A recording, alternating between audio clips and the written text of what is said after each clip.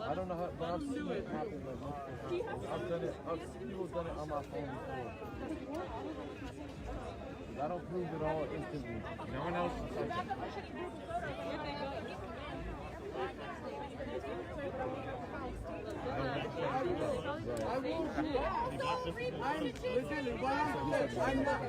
He reposted shit saying that Kyle Rittenhouse was acting in self-defense.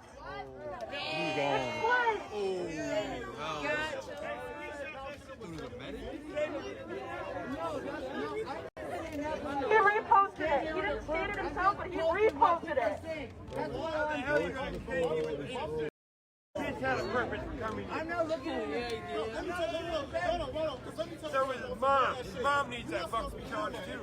If you're in a black space and you be medical, Wait, can you explain it in detail real quick so we can get it done with right now? Somebody tell me in detail on the live stream. Because guess what? You gotta, if you a medic, if you on the streets, you gotta take care of these black people, right?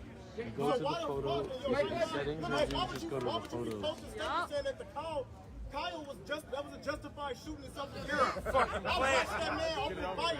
And if he wasn't self-defense, I know that. But why would you show?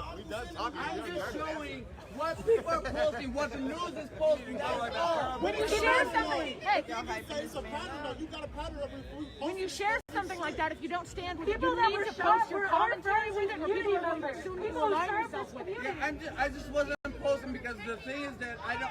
If I put my 2 cents, then that'd be a conflict.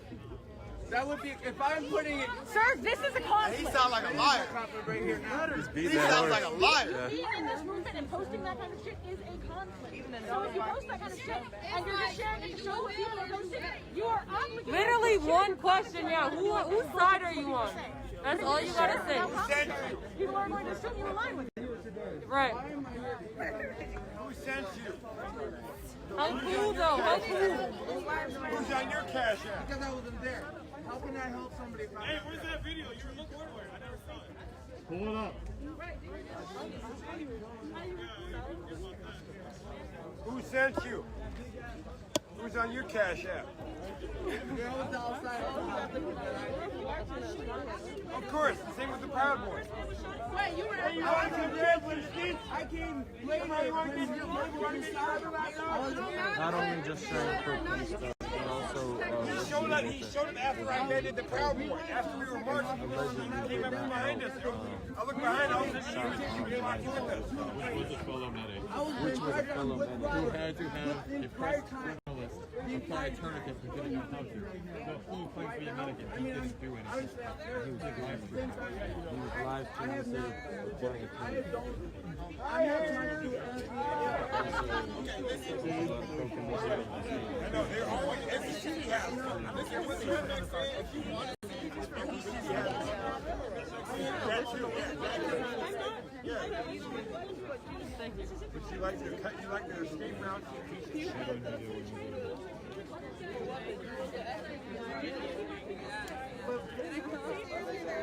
But how many people do actually know what is being posted by the news exactly about what the opposite of what they're saying?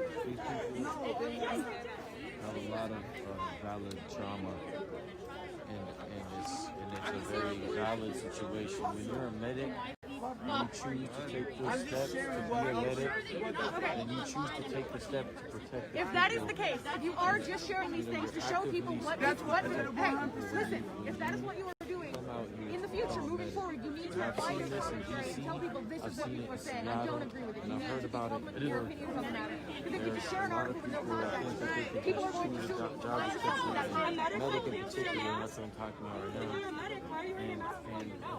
Do you know how a mask works? Are you a medic? More harm than good. Do you have credentialization too? Put on the mask over your nose. Yeah, where's your steps going? So towards the rest? The metal strip. He doesn't know how a mask works.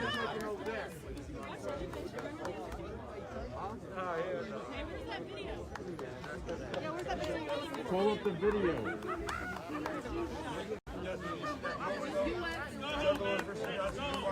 I think it's time for you to just leave. Time to leave, David. Time to go home. public statement. And if you share that that kind of media, if you are genuinely just trying to share that truth, then share your commentary on it and make sure that that's clear on your post. Otherwise, people are more familiar with the enemy. Right now, I'm not gonna lie, it looks like you're the enemy. And you are complicit in. That's what they do. And you got shot. Weird. You claim to be a medic and you didn't help him. You had to apply the tourniquet with the journalist who didn't know how to do it. You claim to be a medic. We've been dealing with that with all the whole. Where is CJ? I'm hungry. I am getting hungry, dude. Trying to be a part of us. No new friends. Can you find it, David? Yeah, let's not trample each other. I'm not a team They confiscated all our food trucks. That's not We it. also got video of the windows getting smashed and people getting drugged out a few days ago. Hide those. It's not pictures. Oh, okay, sorry. He doesn't have it. And then that band, they got the windows. Oh my goodness, thank you so much. Oh my god. I heard it on my live. Thank you so much. I'm gonna show. Look at this. Look at that. Oh my goodness. This is CJ's live, but I don't know where he went. But look what I got. Oh. Shit. Well, I got a new one now. Because I had a Cubs one on. I was bothering me that I was wearing it. I make them, so I was like, Oh, hell yeah. my daughter was like, he said twins, mom. I was like, oh, okay. That's my team right there. And we were going to do it more days. Down here? Perfect. What's that now? CJ's not down DJ? here? He's down here somewhere. I don't know where he went. I'm holding his stuff. So, he's down here. Thank you guys so much. Oh my goodness. I love it. It slides down.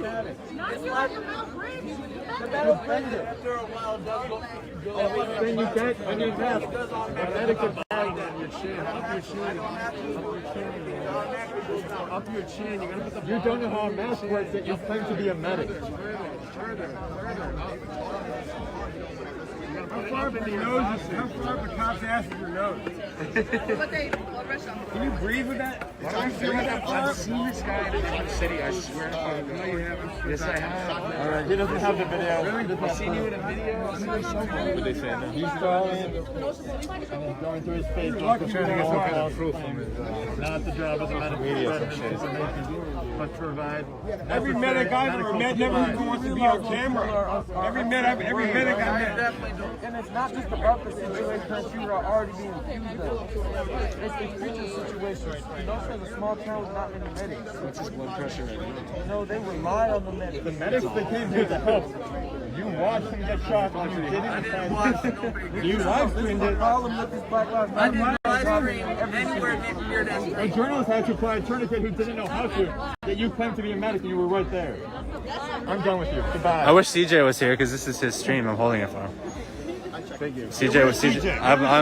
We need him here because they're talking about what CJ was filming. If you can go find, I'm holding his camera for him. I need to find him.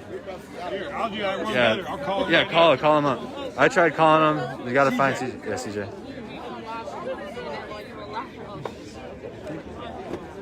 This is his. I mean, we're with his viewers.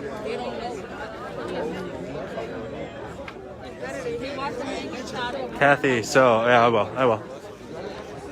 So, so this is from the night of the shooting.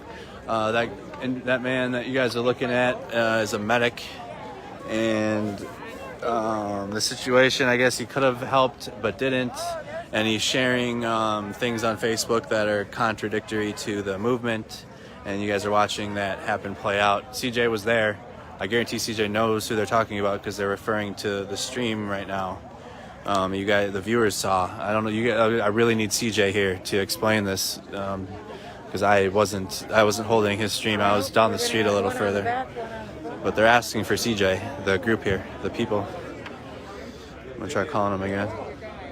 Please, CJ, then I can eat.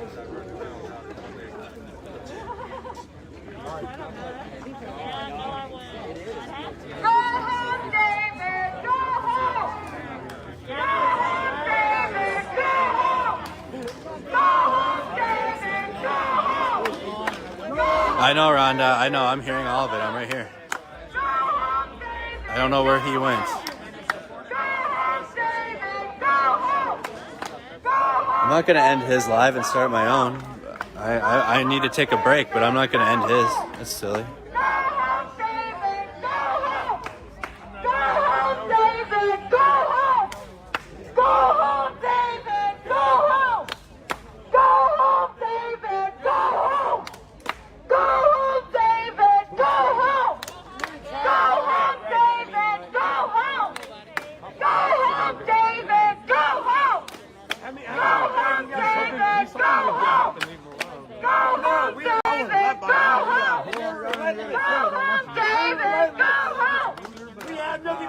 That was that guy? That's who you're talking about? Is it the one that was filming and that didn't stop to help? Is that what you're talking about? I think he's calling right now. Hello? Yeah, hurry up. Yes, hurry up, please. Yes. They need actually the crowd needs CJ, like literally. All right. Okay. They're with the guy I think that CJ was pissed at that didn't help. All right, hold on. All right, here he is. Run, CJ, they actually need you.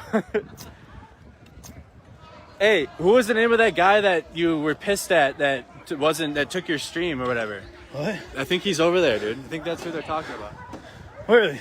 Let the people know you're back. Yeah.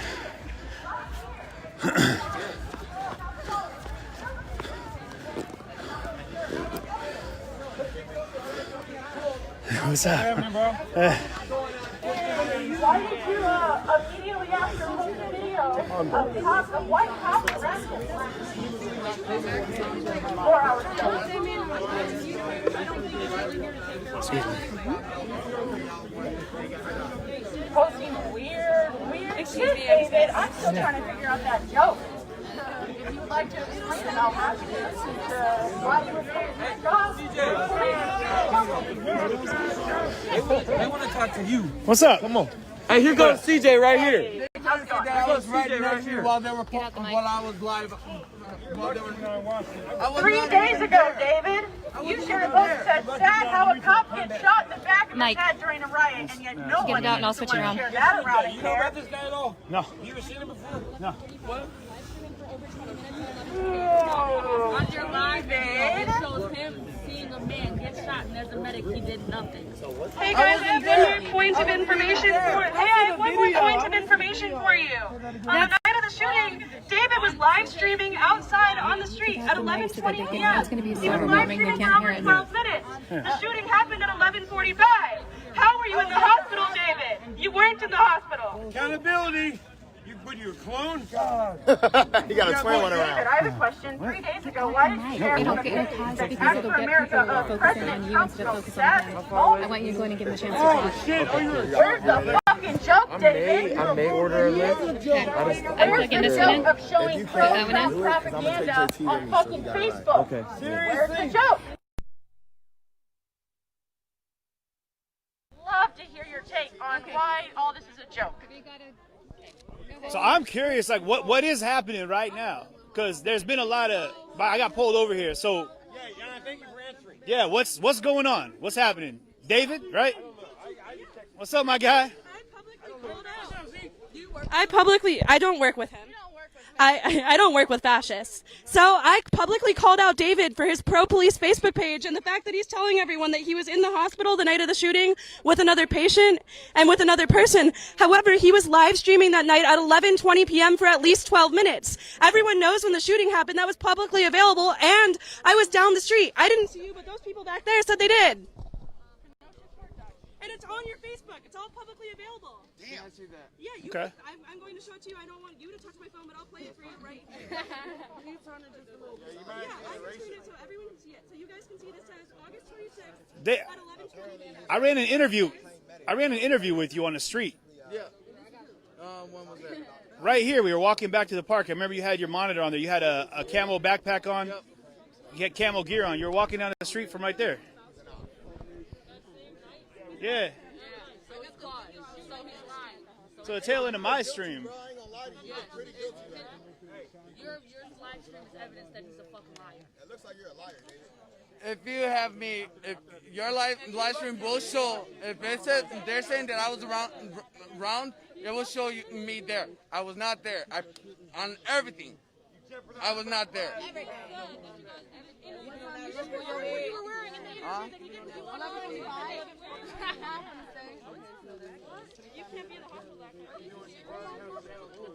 I don't know what's going on, man. So, is it that was? Yeah. What are we trying?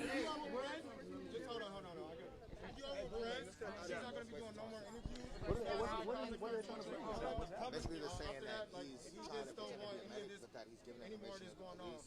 Point is, he's fucked up.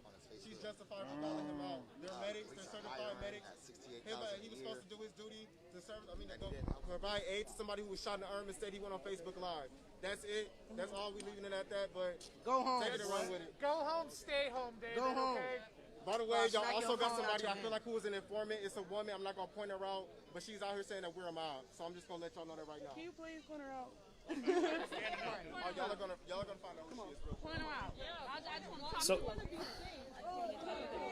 hey, I would just encourage y'all. Like everything that I do is live, 100%. You have full access to everything. If you want to check, myself, Mercado, everything's live, guys. So, and that's why it's live, right? So you guys can check everything. So, check your facts. That's all I encourage everybody. Hey, someone drop some right here too.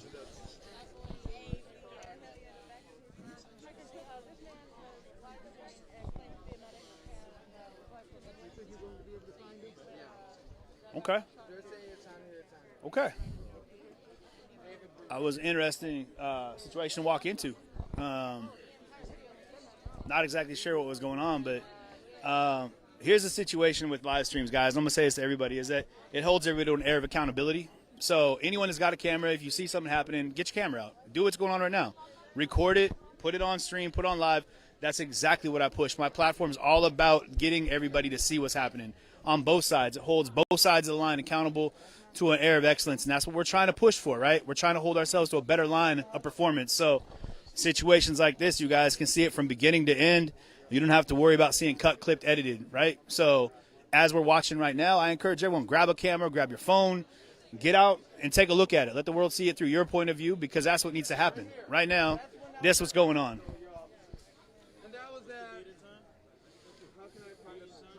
There we go. 12:42.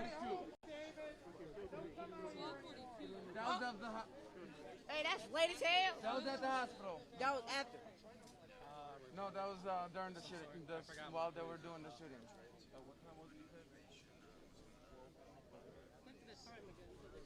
Well, we can fact check. Anybody in the comments want to go ahead and pop up when the actual shots were fired? I'm sure there are plenty of people. I mean, a couple thousand are watching live right now. You guys can go ahead and take a look at times. So let me see what's pinned to the top right now.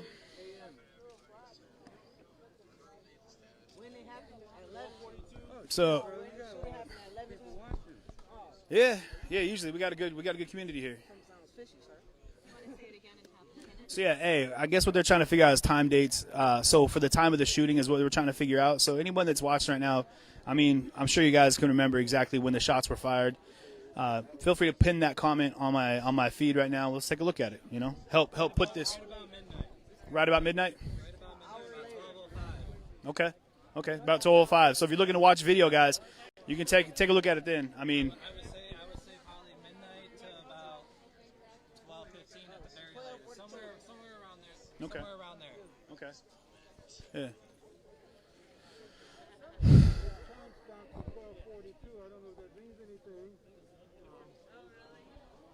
So what would have been the big issue? Even if he didn't be able to prove anything, then what? You know, what would have been the issue then? Would we have all gathered around him and told him what?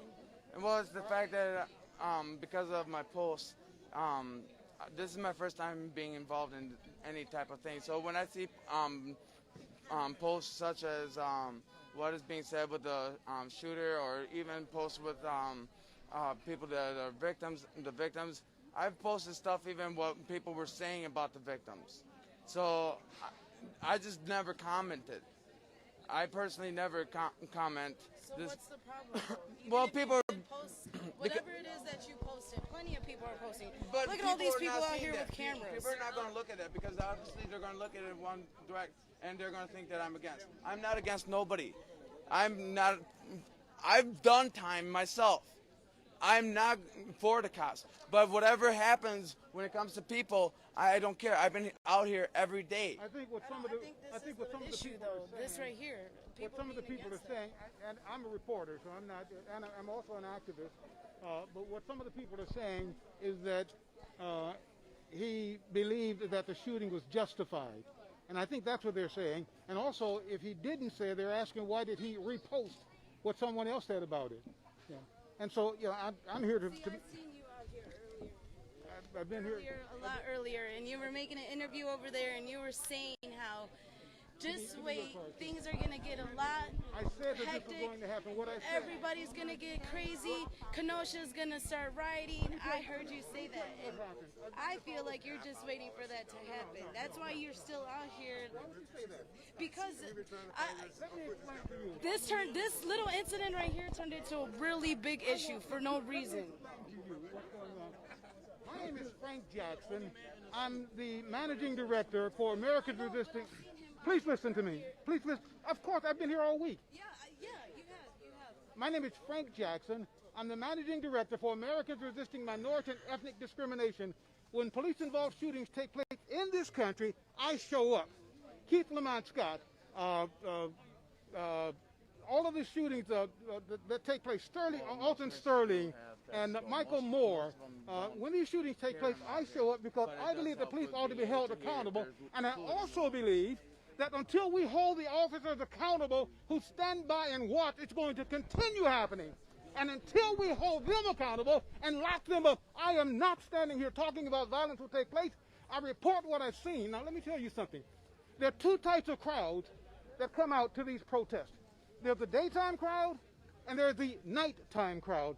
The daytime, you generally have the more peaceful demonstrations. When nighttime comes around, you have a different set of people. I don't know where they are in the daytime, but you have a different set of people. Oftentimes, they will come out like you saw the other day on Tuesday with a lot of guns. But a lot of those people that were out here, they were not protesters. The armed civilians, though, I've been out here almost every night protesting. And Wednesday night, we were out here almost until 12 o'clock, midnight. The entire time we were peaceful. So I get what you're saying, sir, but you cannot say the nighttime that it's not peaceful, because I've been out here almost every single night, and at night it has been peaceful. That, what you're seeing, it's the people that are against us. But Tuesday, the people that were out here not making it peaceful, the incident that occurred, Kyle, an armed, no, I'm just saying you cannot say that it wasn't what you said, though. Right, but what you're saying, though, there's two different groups, which we know, because in the daytime, there's people out here that are marching and act like, oh, they're here for the cause, but they're not. Just like that situation, he's been out here in the daytime, and supposedly what they were saying at nighttime, he's still out here, right? So there's people that are out here. What I'm saying, sir, though, but don't say that, because that hurts me, because I've been out here peaceful. Peaceful, okay, but in my own city, I live here. And I've seen it here. But Tuesday night, though, sir, what you're saying, what happened Tuesday, it was not the situation that occurred, sir, though. I also reported live on Wednesday. It's peaceful. I reported live on. Yeah, and I get that, but I'm just saying that. But what I'm saying is, I marched with you guys for 5 hours on the next night. It was 100% peaceful. We were out here. The woman what happened to Anthony, he died. The woman, his girlfriend, was still out here for the cause. So what I'm saying is those two different groups, like, don't say that, because I know that there are around the world and everywhere, okay? Are there two different groups? Yes, but don't just describe it as one in the day, one in the night, because that's not the situation. And what has occurred here, Tuesday, had nothing to do with us. It had to do with them armed civilians that the police and everyone else let come into our town, right? And with guns and do that. I get that. I get that. 175 people were arrested. 102 of them did not live in this area. I get what you're saying. 75-102. I have my numbers off. Doing what they did here. I get that. I understand that. And all I'm saying to you is that there are groups of people. Those are the people who come out at nighttime. And you said there's two different groups. And there are two different groups. To you, though, is that next night after that chaos occurred, we were out here and it was peaceful at night and day. Night and day. Yes, but that group did not come out then. I was here. That group did not show up. Because of what occurred Tuesday, and it was literally because of the police. They let that happen. They let that happen. That group did not come because their mission was accomplished. Could it have been that they were all in jail? What was that? Could it have been that they were all in jail? No, they weren't in jail. Most of them weren't in jail. They could have been scared because of what just occurred. They literally, like, what happened, everyone knew about it before it happened. So the cops, everyone was informed that, hey, Tuesday night, I was told by several people, hey, Selena, please don't go out tonight because I know it's going to be bad. So that type of stuff, we knew that was going to happen.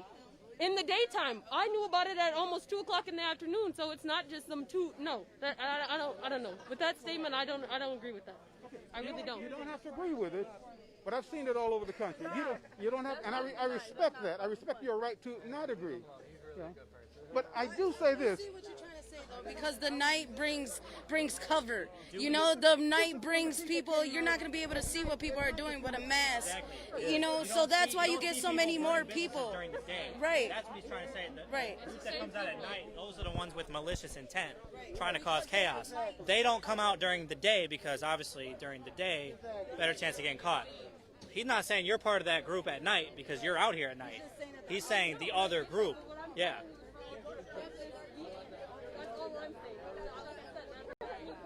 Because myself and almost probably half of the people that are out here, and some of the people that aren't out here because they're respecting curfew right now, being peaceful. Because there are two groups. What I would say is, don't let the night belong to that group. Let's take back the night like we've taken the day. We don't have to let this happen at night. Now, unfortunately, these people are walking around with guns, and some of them are in full body armor. You can't tell the good guys from the bad, or you can't tell the bad guys from the badder guys, if you understand what I'm saying. And so I guess what I'm saying, let's not give up and let them have the night. Let's take back the night. And then I started contacting People out here with guns, a lot of us live in the city in this area. We didn't want further destruction to come to the city. Someone set a fire to the business right across the street from my house. I tried to run that person down and catch him for causing an arson. I was cut off by another car to let that person escape. I don't know who they were, where they're from. We were out here trying to stop further violence from happening. We didn't come out here trying to shoot at people. I personally did not have a gun that night. But again, I was out here still trying to keep the peace. We don't want you guys to feel threatened because you're doing your civic duty. We want the people who did what they did to that car lot to be stopped. We don't want that to happen. I live here. I was raised here my whole life. I'm right there with you. I'd have defended any business out there with a gun if I had to. I'd have been right there with you guys. We're being villainized for exercising our Second Amendment rights along with the First Amendment rights. Imagine if you would have got hurt and you would have shot somebody. Imagine what would have been said about you, you know? I don't condone what he did. We need to But again, how did that happen? People were trying to go after him too. The young man with the skateboard who I believe was shot in the chest and killed. It's a tragedy. Hey guys, and his ass shouldn't have been over here no way. His ass shouldn't have been over here no way. He didn't have what was he threatened for? He had a fat ass gun around him. Exactly, a rifle. What was he threatened from? There were many others that did that also didn't shoot their weapons that night. None of them, like you just said, none of them shot. There was also multiple shooters that night too. 2 other people were arrested for shooting. That's a good way to put that. That's a good way to try to narrow. There were 2 other guys that got arrested for discharging their weapons. Let me ask you a question. Don't you find it odd? Don't you find it odd that Jacob Blake was followed to his car because they thought he might have a weapon in there, and they say he had a knife in there, which if he did, and they've got guns, back away from the knife. You got a gun. Nobody brings a knife to a gunfight. But don't you find it odd that they thought that this was the solution for dealing with him when Rittenhouse had just killed 2 people? You had 100 people telling the officers, 100 witnesses telling the officers he just shot and killed some people. He walked to the officers, one car backed out of the way to let him by, and the others pulled around. They gave him water, they took care of him, they made sure he went home. Now somebody said this to me. Someone in this crowd said to me, well, what do you think they should have done with Jacob? He tried to get away. What should they do? Let him get away? Well, they let Rittenhouse get away. He went home, and they arrested him at home. Come on, somebody shout hallelujah. Hallelujah. They should never have let that young man go. But as you can see, everybody's saying something about it now, but Donald Trump didn't say not a word about that when he came over here. The only thing he did was congratulate law enforcement for what of a good job they did. Not one time did he say anything about the police allowing him to still go home back to Antioch or anything like that. All he said was, I congratulate law enforcement on what a good job he did. Kenosha would have never made it through if it wasn't for me bringing the National Guard and putting Kenosha to a safety place that they are right now. That's the only thing that man said the whole time he came over here. Did he ever mention the people of Kenosha? He said he would give money to the small businesses, but is it really enough for you to do that and congratulate law enforcement for just blatantly letting a white kid at that go after he just blatantly shot two kids? Blatantly. You just said the magic word, white. Exactly, because that's what everybody sees. At the end of the day, that's what everybody sees. A black guy getting shot, a white kid letting be able to be free after he just shot two people. With Nexus Services out of Verona, Virginia. Armed is out of Chicago, and we actually work nationally. We've teamed up for two reasons. Number one, we're here because we want to offer scholarship funds to all of Blake's children. And so I think that's a good thing. We want to, Nexus Services and Armed together, we want to offer scholarship funds to all of his children. The other thing, what we realize, and this is what we find all over the country, when this happens, there is one high-profile case. But that's just indicative of what's going on throughout that system. And so I can promise you in Kenosha, Wisconsin, this is just a drop in the bucket compared to what is going on. So now most people don't have the resources to fight that battle themselves. We have the resources, we have the financial resources, we have the legal resources. If you know anyone who's gone through the same thing that Jacob Blake has gone through, now he has lawyers in place, but there are a lot of people who don't have that in place. Sure. They don't have the legal resources to fight a case, so they get beat, they get killed, and it just goes away. What we're saying is we would be prepared to dig those cases up for you, or anyone else that you know, we would be prepared to dig those cases up and fight that battle for them at no cost. At no cost to the litigant. Where are you from? We're from Chicago, and you said you're a reporter? I do report, but I'm also, I gave you my card. No, I haven't had a chance to look at it. No, we're kind of in the middle of it. Managing director for an organization called Armed, which is an acronym for Americans Resisting Minority and Ethnic Discrimination. Police shootings take place all over this country. We are there when they happen. And I tell you, I have been in my hotel room crying when it happened. I'll never forget when Alton Sterling was shot and killed. And then we were planning to go to Baton Rouge to deal with that. We had a meeting in Virginia, and we were trying to see how we were going to handle that. What happened as we were planning is Philando Castile got killed in Minnesota. And there I am in tears. I tell you, I cried like a baby. When these things happen, black men and women, not just men, but black men and women were being hunted by white police. This is the new Jim Crow. This is the 21st century lynching. It is no secret, I've been talking about it for years, it is no secret that the FBI released a report, released a study indicating that the police departments were taking on recruits from militant, from white nationalist groups, from hate groups, and these people were coming onto the police force to crack heads. They were cracking, they came onto it to take lives. And here's what, I'll say this and then I'll leave you alone, but here's the other thing. The Supreme Court messed up.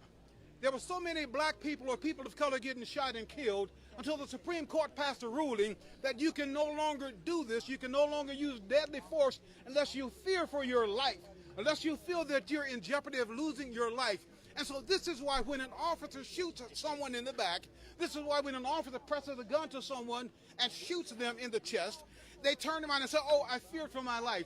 This is why when someone's handcuffed behind their back and they're on the ground already. And I'll tell you another thing.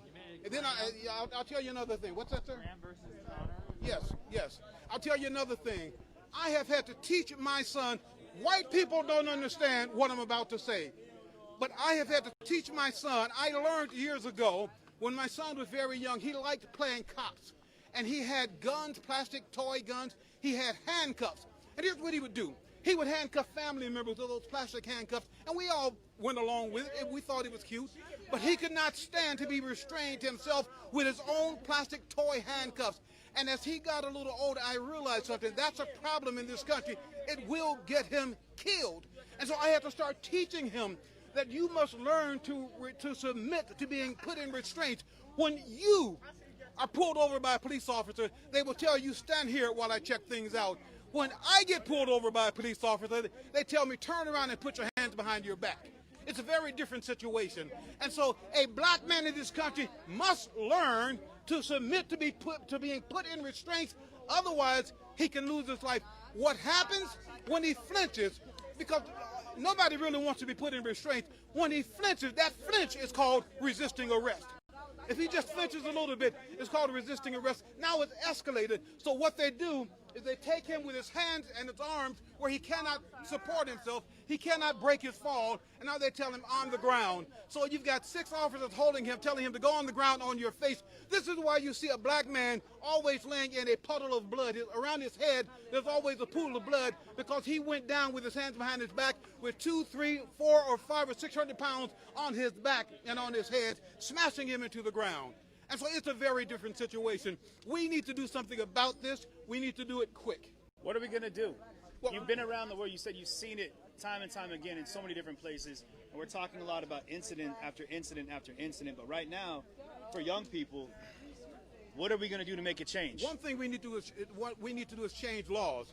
I believe this, and I've always said this. Anytime, or most of the time when police-involved shootings take place, or police-involved killings take place, there are other officers standing around. When Laquan McDonald was shot and killed in Chicago, there were about 5 officers standing there who didn't think that it was important enough, or serious enough rather, at that time to pull their gun. So they're standing there. He's got a knife across the street. Another officer pulls up, and in just a matter of minutes, he's shot and killed. He fired 16 shots at Laquan McDonald. He only stopped shooting because he ran out of ammo, and they stood by and watched. I believe this. We must pass laws that if you stand by and watch, you are an accomplice. Now, I'll tell you this. In Minnesota, when they decided that it wasn't just Eric Chauvin, it wasn't just Officer Chauvin on the neck, because that one shot didn't show the other officers. Eric Chauvin was kneeling on the Corporal Eric Chauvin. If he was the officer in charge of that particular scene, he knelt on George Floyd's neck with his knee. But there was also a man, another officer, kneeling on his torso, so he couldn't even breathe. There was another one kneeling on his leg so he couldn't change positions. And so he was in that position where he could not breathe. He said, I cannot breathe. And I can tell you, he must have seen these other issues or these other situations where the same thing happened to other black men. He must have seen Eric Gardner say, I cannot breathe. And when he said, I cannot breathe, and they didn't give up, he knew he was going to die. So I say that we changed laws. When these men started facing being arrested, when they were charged, these other officers, when they started facing jail time, when they're being pulled away from their families, all of a sudden, some of the officers around the country now are starting to take it easy, and they're saying, okay, that's enough. That's enough. Don't shoot him too many more times, because they know if they don't say something, they themselves in 2020 will face charges for being an accomplice. Yeah. So we need to stop that and then move forward by doing what? Move forward? Move forward. Well, you know, what's the next step? I've asked communities, and I've asked police officers around the country anytime there's been a shooting. I asked police officers, do you think that there's a bridging between the community and the police department? And all of the police officers have said to me, no. When I asked the community, do you think that there's a way to bridge the gap between the community and the police department? And the majority of the people in the community say yes. I think that what we need to do now is start getting these officers back on the streets, walking through communities, retraining. Now, retraining, we also need to filter and sift out the bad guys. There's some bad guys in there that have been doing this for years. Anytime someone has 22 complaints against them, 32 complaints against him for violence, that's a bad guy. We keep saying that there are bad apples in every bunch. Let's get the bad apples out of there, otherwise the whole bunch is going to be spoiled. Now, you ask, what should we do? Again, we should hold police officers who stand around accountable. Who's the first person that's on the scene when someone's being killed? The partner. When in Cleveland, Ohio, when Tommorow Rice, 12 years old, when Tommorow Rice was shot and killed. If you review the video, they came on the scene, and if you listen to the report, the caller said, it's probably not real. He called in and said there's a kid brandishing a gun. He actually said it's probably not real. These officers rolled up on the scene, and they rolled up to him, opened fire on him before the officer could get out of the car good, and by the time he had both feet on the ground, 12-year-old Tommorow Rice, someone's child, was laying on the ground dead. Now, we knew he intended to shoot him. Why do you say he intended to shoot him, Reverend Jackson? He intended to shoot him. He intended to kill him, because that's not the way a police officer rolls up on a real gun.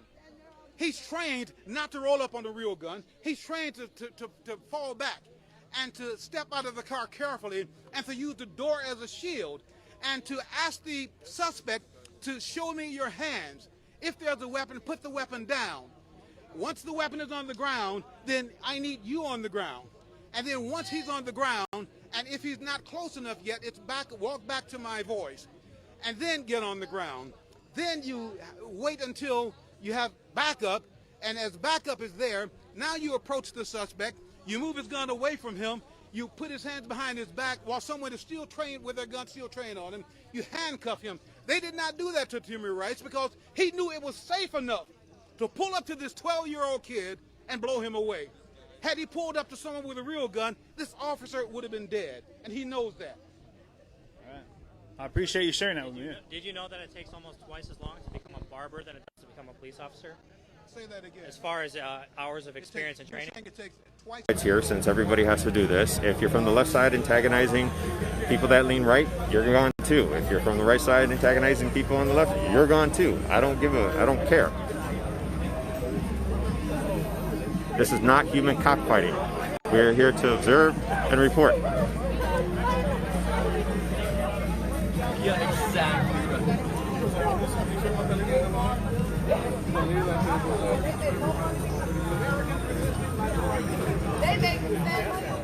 Guys, you can talk all you want, but let's again. It always gets into these things. I don't know what you want me to do.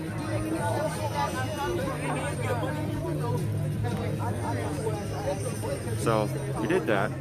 Though that was the one person that was doing an interview when we came up. So there's this.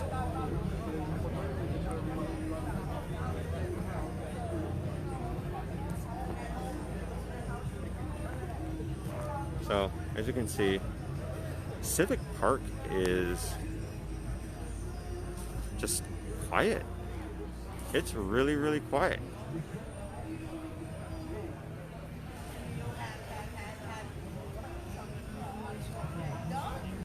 Yes, guys, you guys are all welcome to your opinion. Just do not antagonize each other, okay? Yelling at a guy on the screen who can't hear you, I'm not sure what you're accomplishing, but you do you.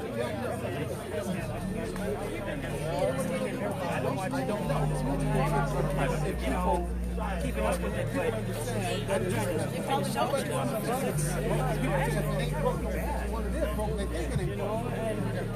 I see them walking around, and I showed them, explained to them, we were just talking about it happened the first couple nights with the vandalizing and whatnot. So again, what we got going on is that there is definitely more activity out here tonight. There's more people out than there have been last couple of nights that are not media. So as you can see, there are people kind of out.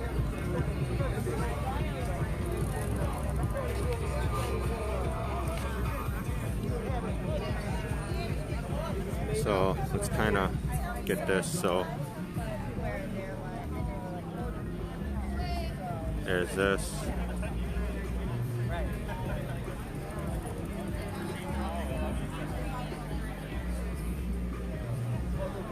So as you can see, what's going on in the middle of the street is that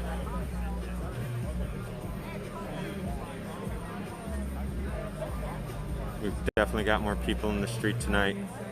Oh, by the way, I forgot to say this. There is that music that you hear in the background. I do not own the rights to that, or whatever it is. I don't know what the actual technical term is for that, but you guys get it. I do not own the rights to that music.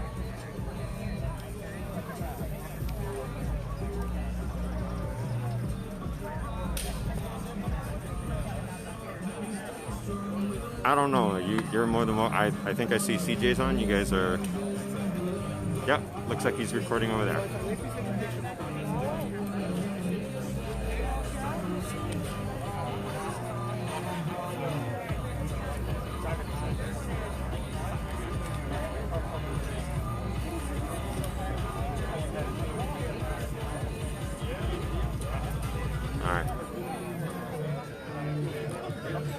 Let me just actually get this here. The medic that, I have medics that have been vouched for my area. The one that's picking me up right now, she took me home because I ended up having to bring a vest that was somebody else's in the hospital. So David, what you're saying is you were not present. No, I wasn't even present. No, all I have is the video when I was in the hospital. I dropped off a vest to Robert's truck, and this lady that's about to pick me up wouldn't even cross for that. Did I give you my car? Yeah, I got your Alright, because I don't know, like my whole we're trying to get police story. I'm just showing what people are saying about it. I don't know if everybody's saying the same thing that one thing happened tonight, just say the whole day. I wasn't going to put my 2 cents in anything. I was going to let people talk to me, but I didn't even think that out myself was actually vulnerable. I thought everything that I said on my Facebook. Alright, so what we're waiting on is getting this information. What I understand is from an organization called ARN. Excuse me. I'm sorry. I didn't get your name earlier for the camera. I'm a moderator in that group. So if you want to join that group, you get a whole lot more info. I'll accept you. You get a whole lot of info. I go live as well. But I go live, when it's protest. Thank you very much. I try not to show any of the negative shit. All right. Oh, Reverend. Mr. All right. Thank you very much, Mr. Johnson. Jackson. Sorry, I apologize. All right. So what we got here is that was Reverend Frank Jackson. It looks like he's the founding director of ARMED, ARMED, Americans Resisting Minority and Ethnic Discrimination Incorporated, Global Communications Media Service, and United Council of World Ministries Incorporated. Bishop Frank Johnson. So that's who that was. Again, we don't own the copyright to this music or something like that, whatever the correct terminology is. You do have people here. You have people, sorry, not showing faces, just kind of want to get the...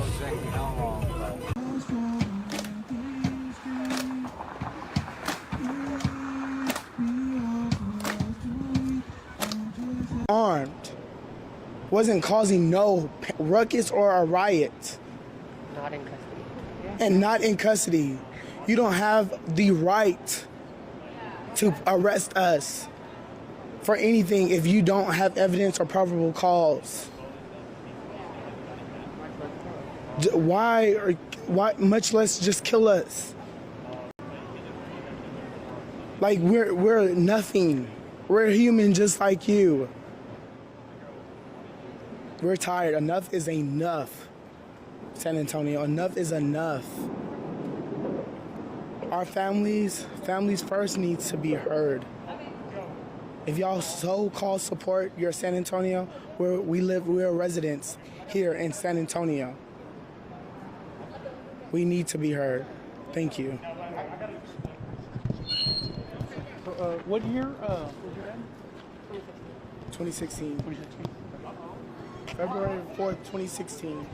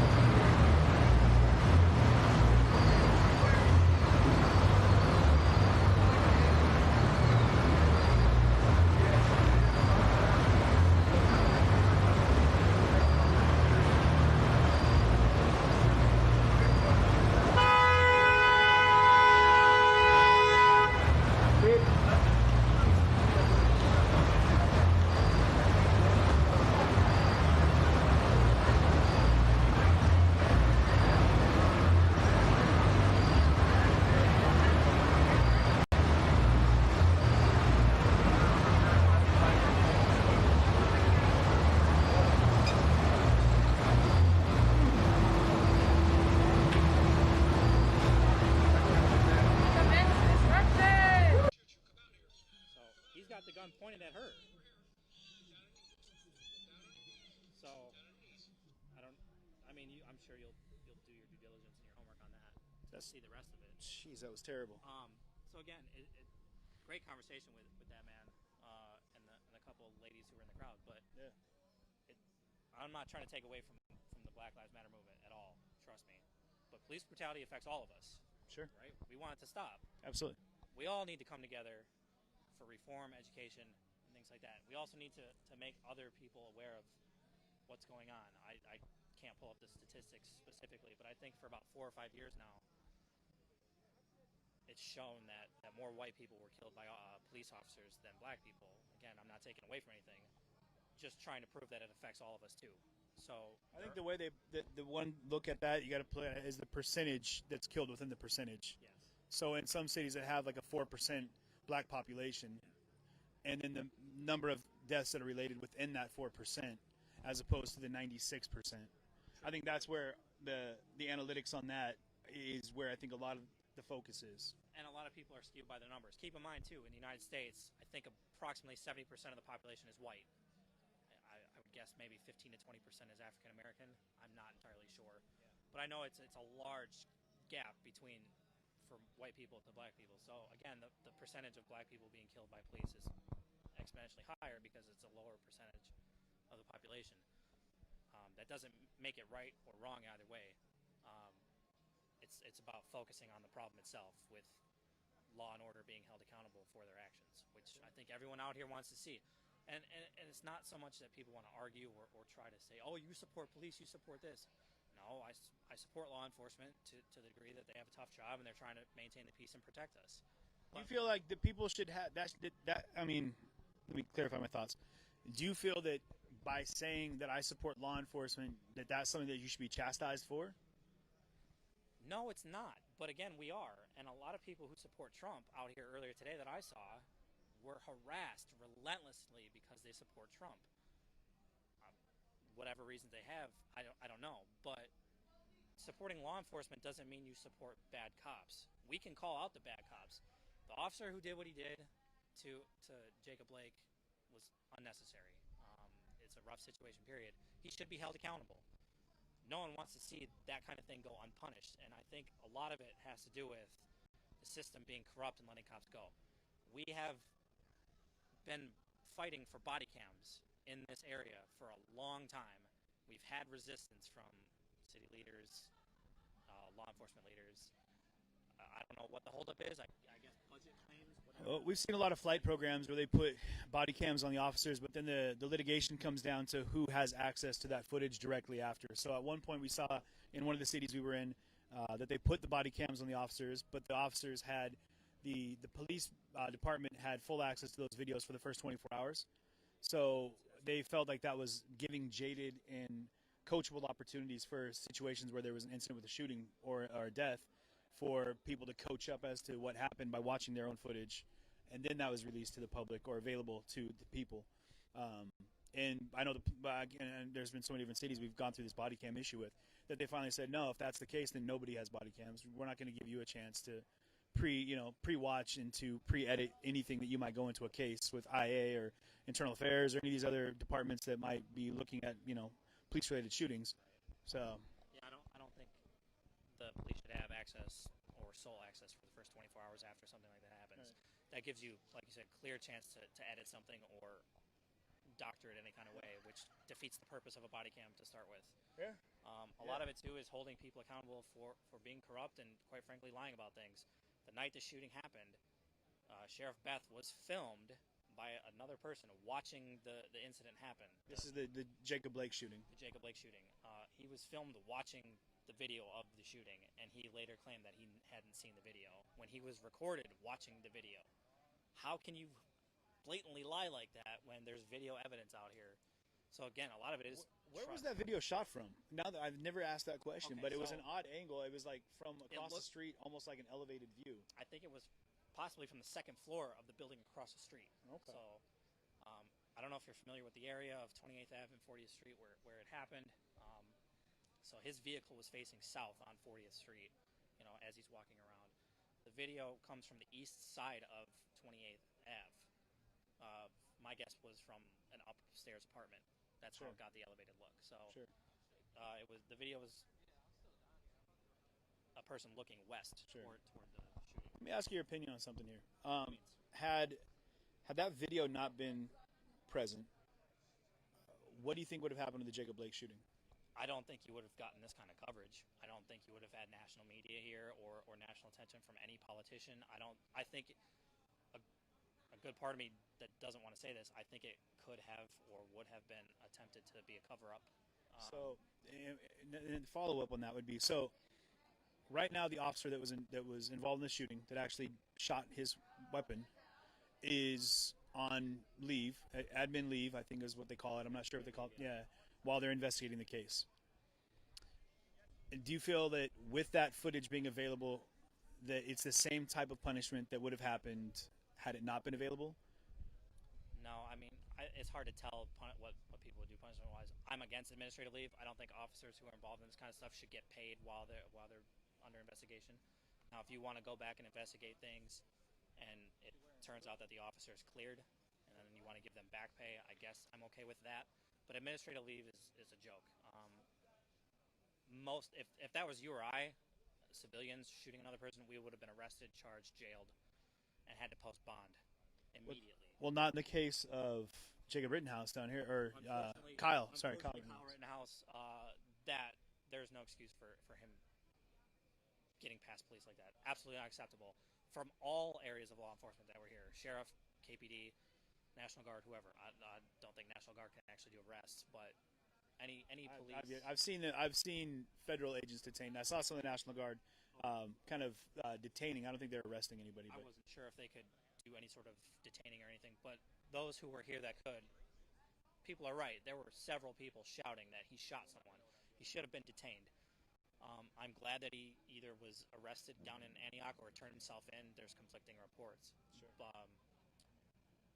I'm glad he will be. I guess he's been charged. I'm hoping he pays the price for his actions. It's hard for both sides. I don't think you're going to get homicide, but I don't think you're going to get self-defense claim either.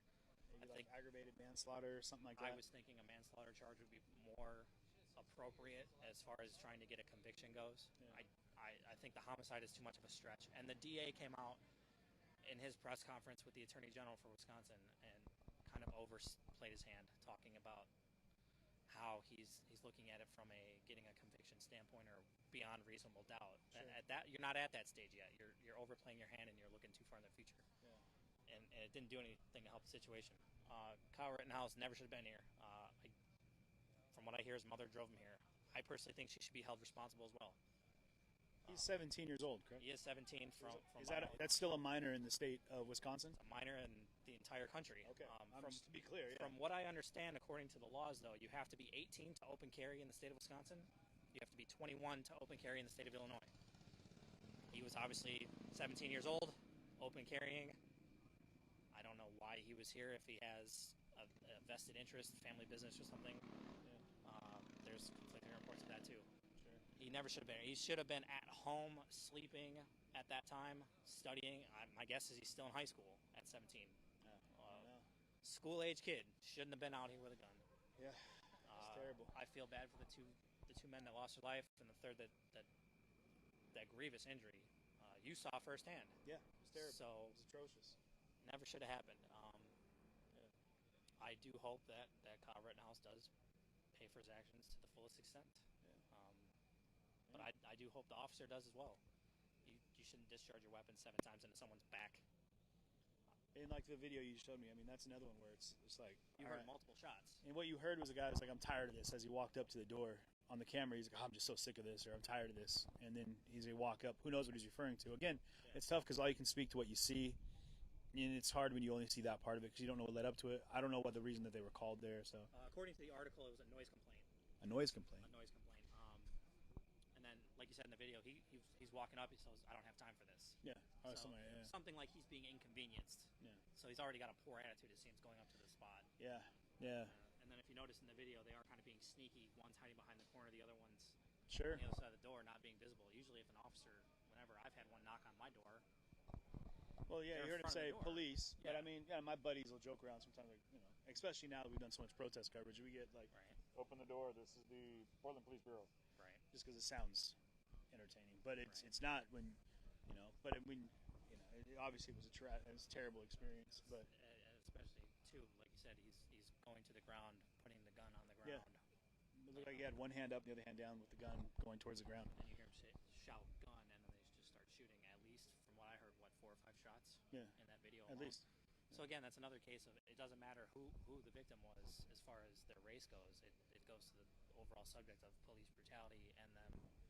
Now I don't know the result of the case. Have they been charged, fired, whatever? Yeah. But stuff like that shouldn't happen. No, I it think, shouldn't. you know, the Jacob Blake shooting, another prime example. Yep. People want to bring up his past, whatever, but that doesn't have any bearing on the situation that happened at that time. Exactly. Exactly. And we've seen that time and time again where. Even in Portland, there was a truck driver that was attacked, and they were like, well, he had a beer in his hand, and he was beat up by a group of people. And they're like, well, he had a beer. Like, was that beer threatening anybody? And in what way was that threat or cause enough for him to be almost beaten to death? You know, and so, you know, I can't get behind it. So, on to other things. So we're all. What time is it? What do you think? What time? I think yeah. So we're 40 minutes into curfew. It's calm. It's peaceful. Evening what? Evening. You want to eat at a restaurant? Are there any that are open? I think they're all probably pretty much closed. I would almost say you're getting your steps in, but you haven't taken a single step. This guy's just cruising. I mean, I got about 500 miles on this baby since June 19th. Your legs got to be solid right now, bud. They're working on it. Mainly my back leg is where most just wobbling the whole time. I'd be doing this the whole time. No, Just it goes away after about an hour. doing that. It's essentially the same principles as skateboard, I would guess. Pretty It's much. a hoverboard. Hoverboard. I Off-road, on-road. don't know if I have the balance and coordination for that. Yeah. You know, we keep it thotty. Definitely keep it in thotty. That's coined phrase, not to be used without explicit consent. My man. They're still letting people out since it is after curfew. I think it's mostly like MSM right now. I would say for the most part, it seems like it's mostly all press. Yeah. The few civilians out here. Yeah. I don't know. I got to walk back to what you call it.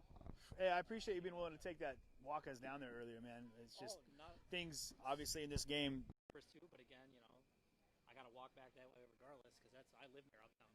Yeah. I'm only a few blocks away, so kind of.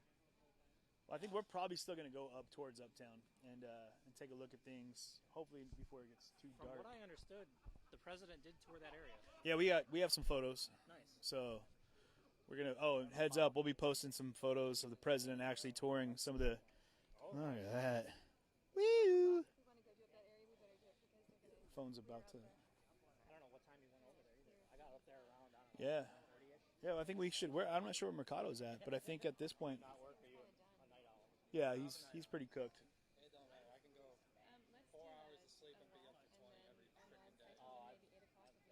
Well, not And then if I got the day off, like I can't sleep like 16 hours if I really. Dinner with somebody? You know, Do you want to walk up there tonight, or do you want to jump off On or average, stay I on, get but like between go 4 have to dinner 7 with hours. at a restaurant or some I don't know what's going on. If there's a restaurant open, I would love to get some food at a local restaurant. Would be amazing. Absolutely. And I already know where we're going for brunch tomorrow. Jake's Diner.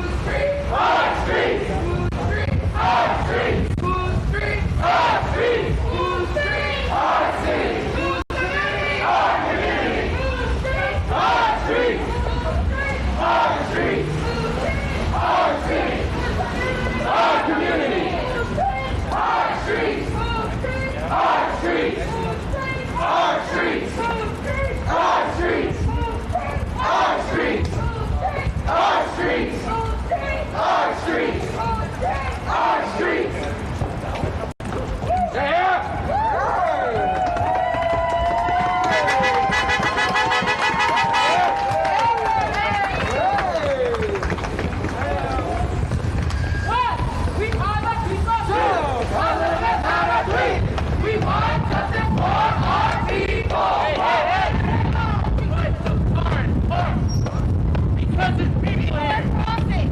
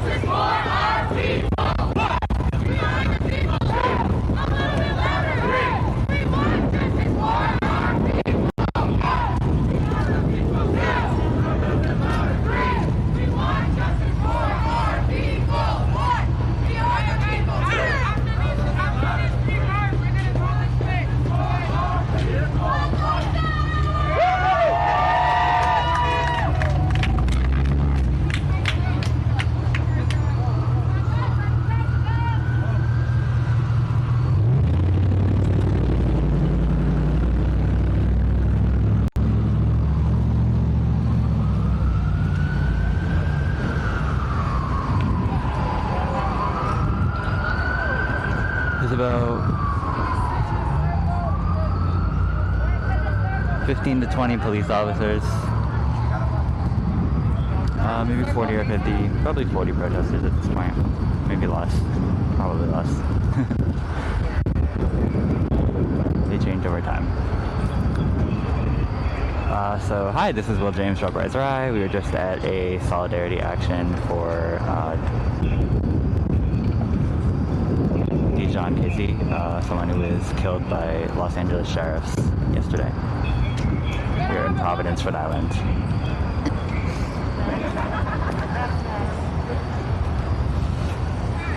Police officers on this side as well.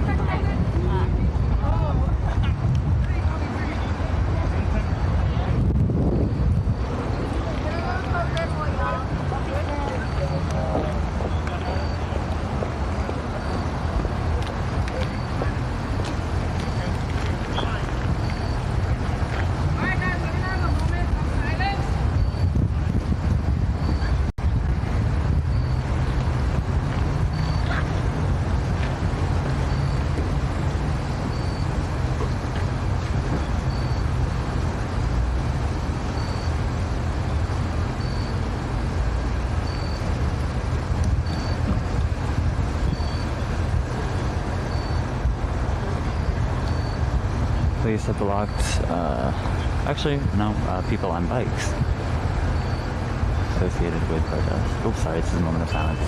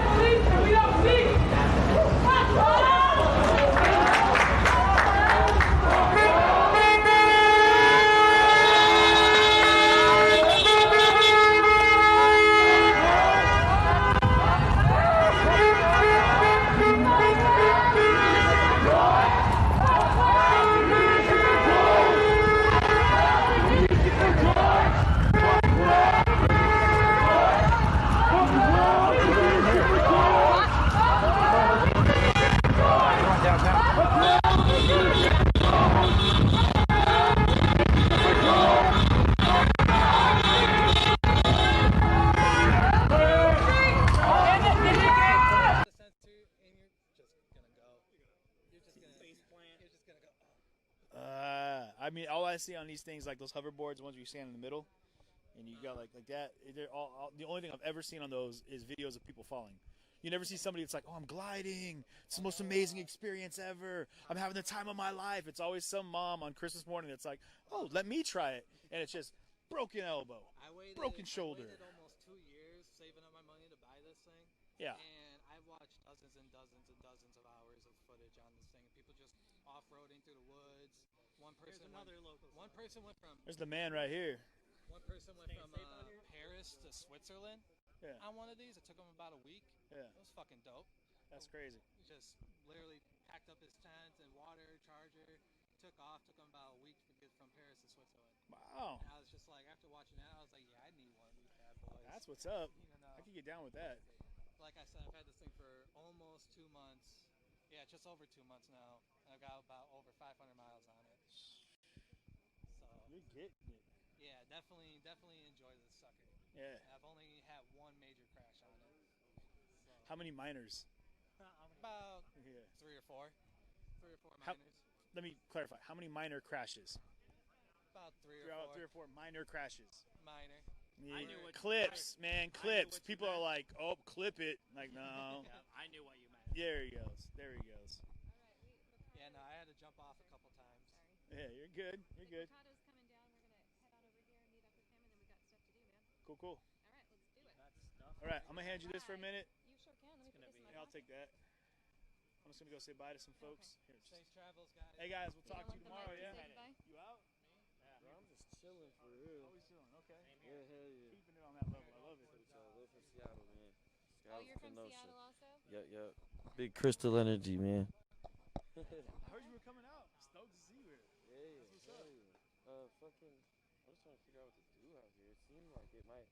Some people are telling me it might keep going tonight, and other people are telling me, nah, we're not playing after 7 because it's weird. I don't know. They're snatching people. And that's the thing is, like, it doesn't matter if you're pressed or whatever. They're telling you.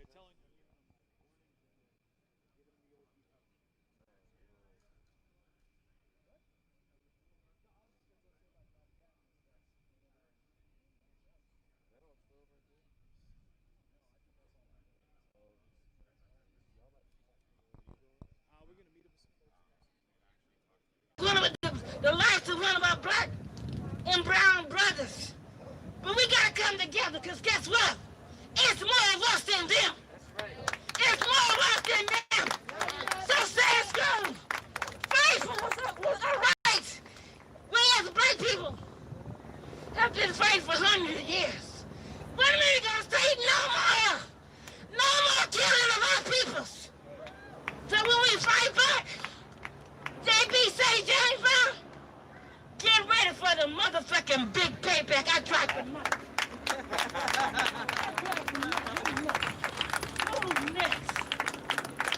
We got 3 more people going to speak, and we're going to head to the sheriff's station. When we get to the sheriff's station, we'll have more opportunity to say what's on our mind.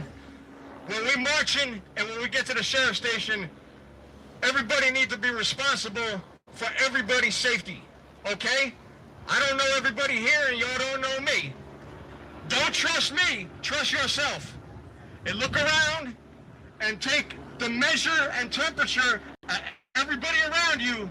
Keep your social distance and make sure that you understand who's in front of you and you understand who's behind you.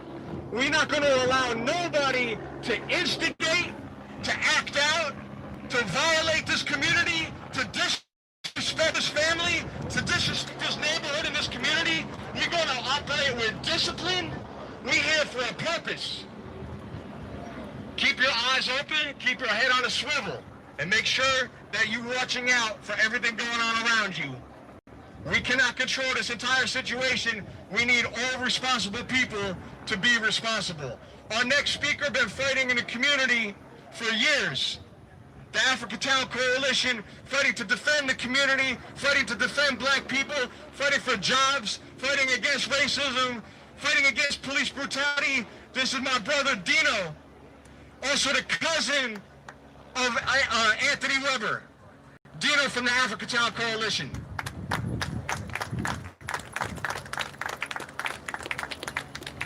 What's poppin'?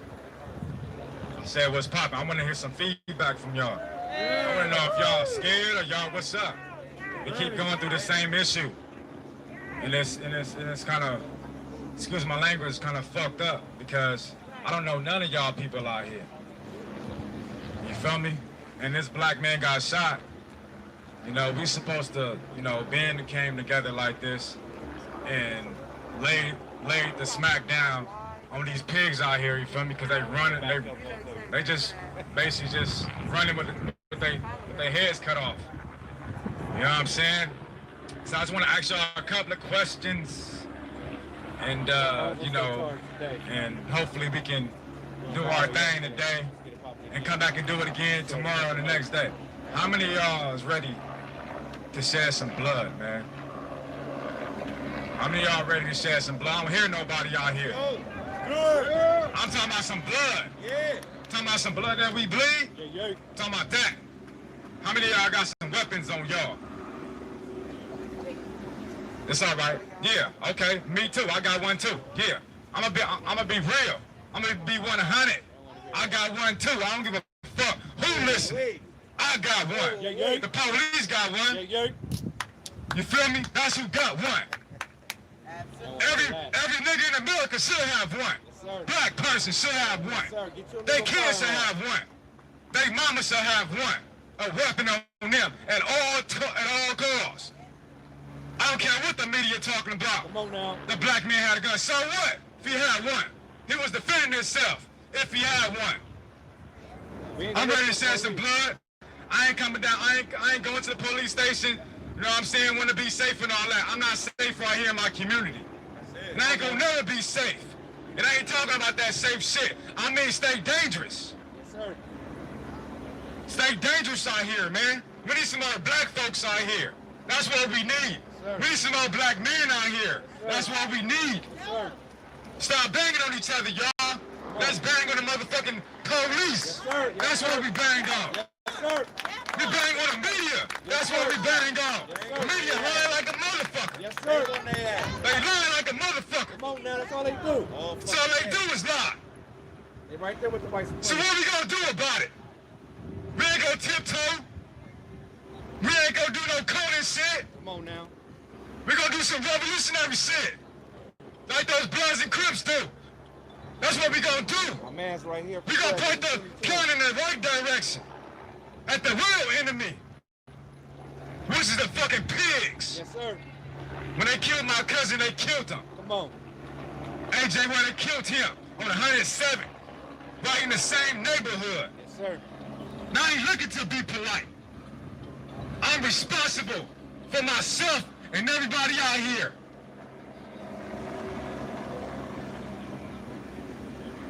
I ain't come out here to be pretty. I don't give a fuck about no fucking cameras. You can turn the camera off. When you leave, somebody gonna get shot again. It's not a fucking protest. Fuck protesting. Our life is on the line. Sir. We're here to make a statement. Get you some rocks, get whatever you gotta get. Cause them motherfucking pigs over there right now, they got everything. Assuming. Yeah, they got all. Hope y'all got something. I'm done talking, man. Fuck all this shit. I'm done talking. Yes, sir. Revolutionaries. All y'all over here on the gate. Don't be scared. That's right. Black power. Whatever you stand for. Whatever you stand for, I'm with it. Black or nothing. Crip, blood, whatever. I'm with it. We gotta come together, y'all. We getting gunned down out here. By the police and by this fucking black man. We getting gunned down. Tired of this shit. I ain't playing either. I'm with the business. This is how y'all with the business. I'm gonna go kill some fucking police officers. Yeah, go to their house. Y'all know about that. I'm blunt with my shit. I don't give a fuck. Yeah. Gotta be blunt with it. We blunt with each other. Why we can't be blunt with the police? Eye for an eye. Life for life. It started today. Don't be scared. Tired of this shit. Here we go.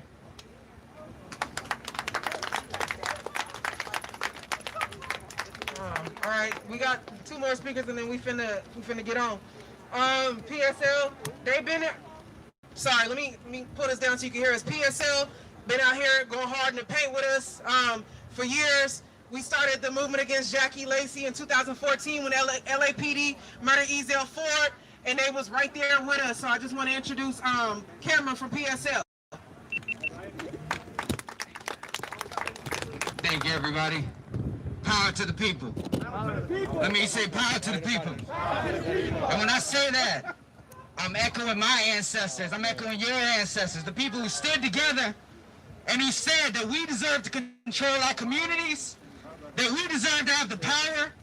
We deserve to see all the records and see who killed who. We deserve all the videotapes. Because what I see when I see these sheriff's department, what I see when I see the police department, I see monsters. I hear the term pigs. I agree, they're pigs. They are monsters too. And what I know is that monsters create warriors. That's what happened right here, is that all these people from different streets, different neighborhoods, different communities, different backgrounds came together for one cause. Under that red, black, and green flag, not no American flag. We're standing there together because we know that our people deserve justice. We know that our people deserve power in this society. And it's like when Tupac said, who's the biggest gang in the city? LAPD. That's the LAPD, might be the LA Sheriff's Department, one of the two. And we talking literally. We already knew that, but now it's coming out. The gangs within the Sheriff's Department, the executioners, many, many more. We have no clue how many, but we're going to find out. We're going to win. It's going to be us who stand up together. It's going to be us who march all the way down to the sheriff's station. Same way in the Compton Sheriff's Station. So we stand here for Ezell Ford. We here for Dijon. We here for AJ Weber. Grishario Mack. How many more? Yell them out. Let me hear another one. I might have missed some. Rest in peace. Rest in peace to all of them. Rest in power, because we are representing that power. These folks, they never die as long as they live with us, as long as they live with you, as long as you go to 50, 100, 500 more people. That person is never going to die. We're going to keep this going. We're going to keep winning. And the better days are coming if we organize and if we fight. Thank you so much. Cameron from the Party for Socialism and Liberation. We're going to get ready to roll out. If you're going to ride in a car, we're going to be heading east to Budlong, south on Budlong, South on Budlong to 111, and then east on 111 to Vermont, and then south to Imperial, okay? So if you need to get to your car, if you want to wrap around the block and meet us on Budlong at 110, now might be the time to do that. If you need to get something, if you need to get water, now might be the time to do that. We headed to Budlong and south, okay? Now, we not intended to be martyrs to no struggle. We intended to win. So we're going to act with discipline and responsibility. We're going to organize, and we're going to get stronger. All right, we ready to roll out? Everybody that's walking, please come in the middle of the street. Let's get your signs. We got some banners. Let's give everybody a moment or two to get to their vehicles. And then let's just regroup, okay? If you got to get in a car, get it and meet us around the corner, or you're going to meet us at Budlong at 109, at 10, yeah.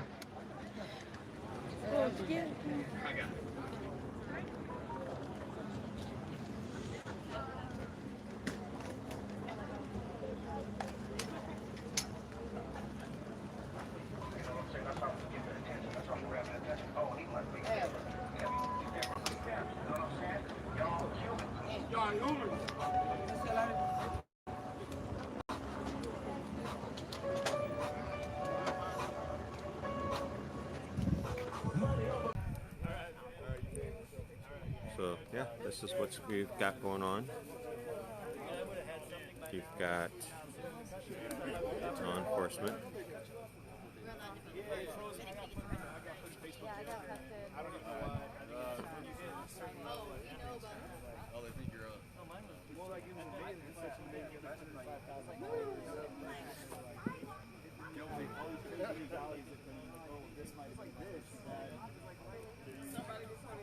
super stupid.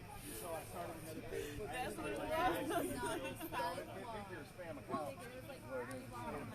So yeah, it's really, really quiet out here. That's a good thing. I'll be honest with you. We were kind of all hoping for that. There was not one person that it was in my circle that I knew that was like, oh yeah, let's. No, we all wanted it to stay.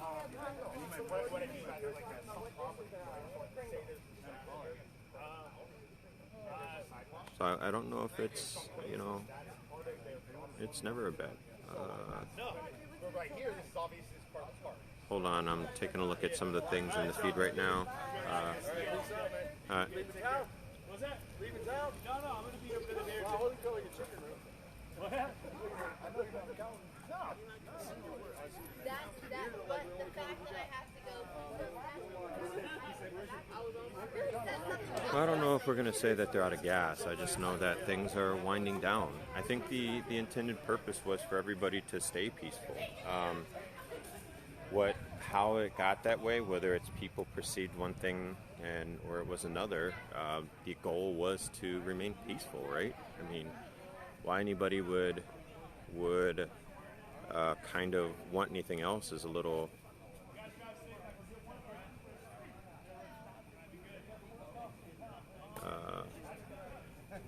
You know, I'm gonna actually kind of go over here and check some things out. Oh, sorry, sir. I almost said "ope," guys. I almost said "ope," and I did not want to be a stereotypical. Well, this week we're in Louisville and next week. Check it out. We'll talk to you then. Yep. All right. Later, Blair. Dakota, you out of here, bud? You staying in? I'm gonna check to see if there's anything going on over on 28th and 40th, and maybe head over there. I'm in. You guys out of here, or what's going on? We're just gonna go get some food and then hit the house we're staying at tonight, and then Sounds tomorrow good. we're gonna be back in town. So we'll give you a call before we come back in. Yeah, make we're sure gonna that be you guys do. touring up like uptown and stuff like that, talking to some locals. Sounds good. Yeah. I appreciate it. Yeah, thank you guys for all your help, and hopefully I'll get to see you guys tomorrow before you take off. My God. So apparently they were researching it, and that thing was Lakota Forever is a brand of tire. Really? Yes. So I did not know that. So You got your own tire, dog. yeah, I think I'm gonna go see if I can hurry up and trademark my name and get away with that or somehow. Start charging them. All right, you guys, take it We'll see easy. you tomorrow, man. Thanks again. Black folks come out hundreds and something else. They living in tommorow. All I'm just saying is that the man, I don't care if it was a black police officer, shoot somebody in the back, he needs to be in jail. Justice needs to be served. But they upholding the law. I know there's some people on my feed that know things about tires. I'm unclear on why they didn't tell me that I own a tire company I didn't know about. I'm very disappointed in you. So yeah.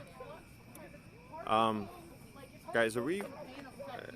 Is there anything going on in town, or 28th and 40th, or anything? I'd like to. Maybe we can just take a tour downtown. Trailer, not tires. Same thing. I don't know my way around a vehicle. I put the key in and gas in, and that's about as far as I go. Now we were talking about computers.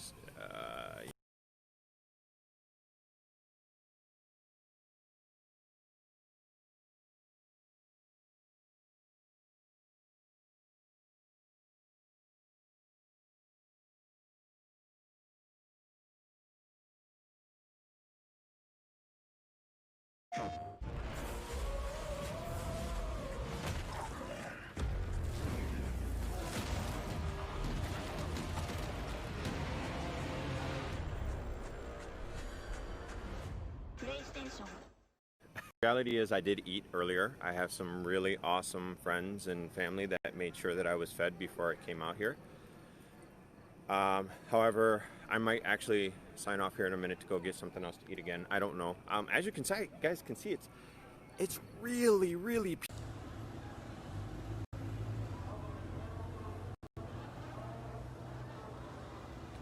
They are really out here making people back up and turn around.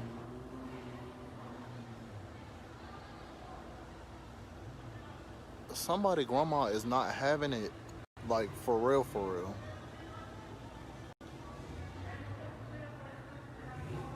Ooh.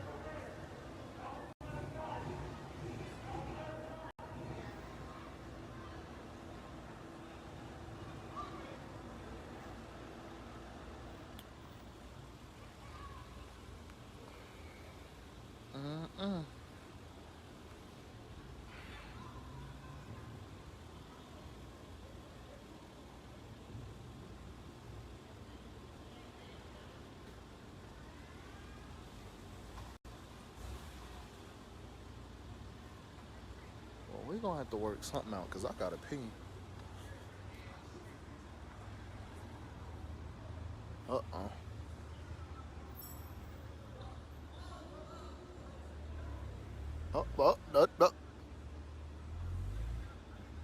Watch it, baby.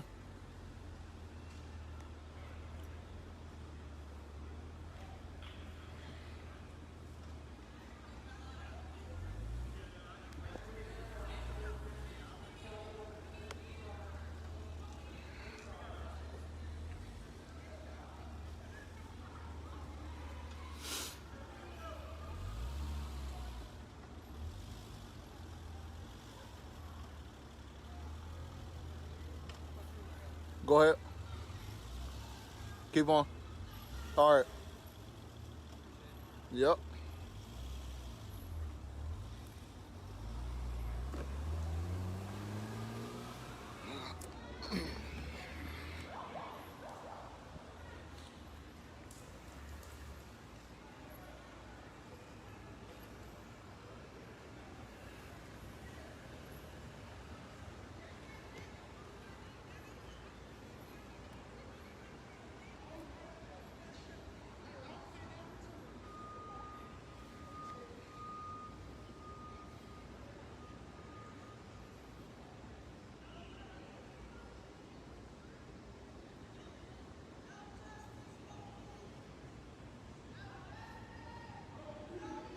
That's right. No peace.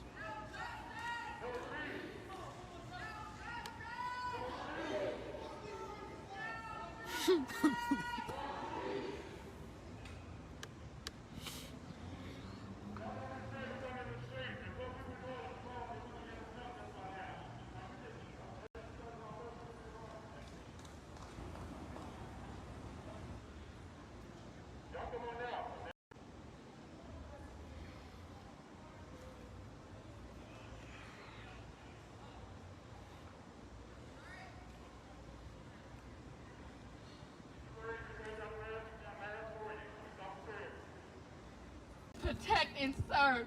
You're not protecting, you're not serving, you're not doing any of this to our community.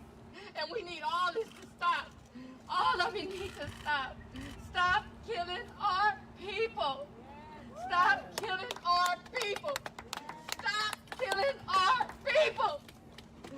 Stop. Just pray for our family. We all gonna be okay in the long run because justice will prevail. That's right. Thank you.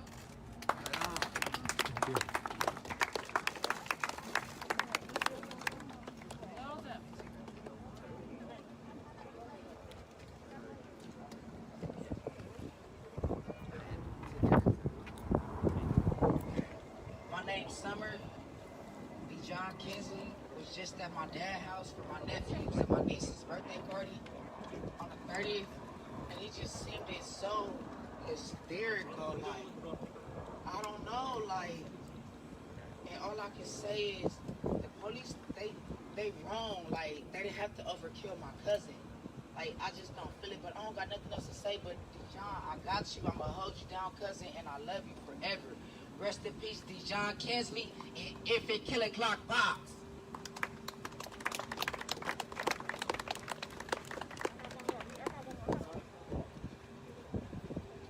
My name is Sequoia McCoy, and I am also Dijon's auntie. I'm born and raised in Los Angeles, California my whole life. And my whole life, what I've encountered inside my very own home, I have 6 brothers and 5 sisters. The fear and the threat of what's going to happen if you outside,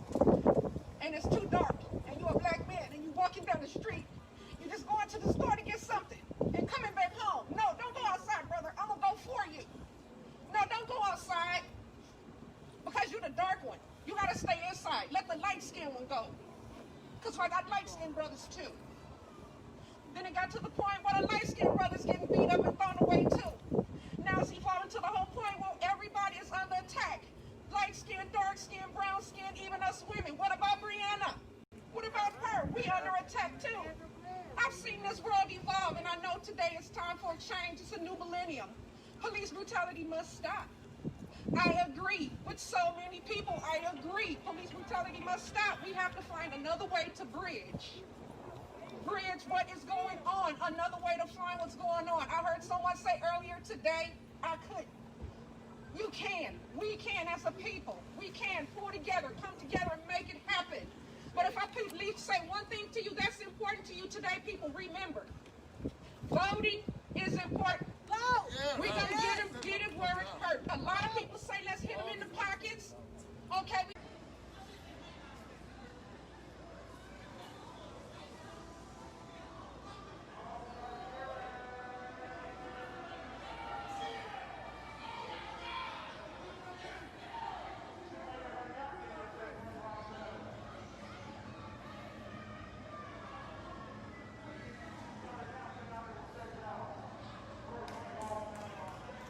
It's got to stop. That's all I'm asking. You can call me, yeah, I can, if you want to get militant, yeah, I can get militant. Okay? I don't care how many comes around. What's up? It's the word got to go out. And we got to act on it. So that's all I'm saying. Is that it's got to stop. I'm gonna be here for a couple of days. And I don't look that I'm a, I don't hope that nobody don't put a bullet in my head, but if it do, what so be it. Okay? Everybody speak the truth. Now they got shot over Martin Luther King, Malcolm X, John Kennedy, his brother Robert Kennedy. Anytime you speak truth to power, you're gonna be challenged. I don't care. It's like Martin Luther King said, you don't reach the mountaintop. You don't really care, man. All you care about is the future. Seeing that things get carried on, because otherwise it's gonna get out of control. I get in fights with black youngsters all the time, man, because they don't want to vote. I said, look, man, I'm about as militant you is. You shut up and talk about you don't want folks died for that opportunity. The only way we're gonna get this clown out of office is that we got, and you already know he ain't gonna go all out. He ain't gonna go out easy. We already know that. He already saying that it's rigged and stuff. If we don't help him get this clown out of office, man, anybody that don't agree with him, he don't care what color you are. He go off. He gonna be just like Putin is in Russia. He gonna take you down. Trust me. Think about it. Anytime you go against him, he comes after you aggressively. All these women that came after him, look how he came after them. What's up? And look how everybody that left his cabinet, what did he do? He came after them. He got them scared. If you put fear in somebody, you don't want them over. And that's what he's doing. I'm telling you. So when I talk to these black kids or kids, period, or something, they talking about their vote don't count. First of all, I said, for one thing, the damn vote don't count if you don't vote. That's stupid. My vote don't count, and then I'm fighting for you. So if you want me to talk to some kids, I tell you, I guarantee when I feel they're gonna want to vote, because I let them know, look, this is the only way we can move and get the right people. We are a law of order. Yeah, that's why I'm down here. That's all it is. That's why they can kill one another and jump behind the damn law. Well, I feared for my gun, but you had a cell phone. I feared for my gun because you reached down to get something out of your glove department. Several people told me that in this state that felony arrest warrants, they say that the police have to arrest someone and can do it with deadly force if it's a felony arrest warrant. Now, I don't know if that's true, but this is what. So you're talking about that's what's Blake Jacobs supposed to have a felony arrest warrant? Right. Okay, let me tell you something. What people are telling me. Let me add on that. I'm glad you brought that out, because see, one thing when I do is I come ready for any of these BS questions. Okay, felony arrest warrant. But as far as that goes, or something, how do you know that it's legit? I guarantee. Okay, anything man-made makes mistakes. I know that about in Seattle, I know that my son had a couple of warrants on him that was already clear.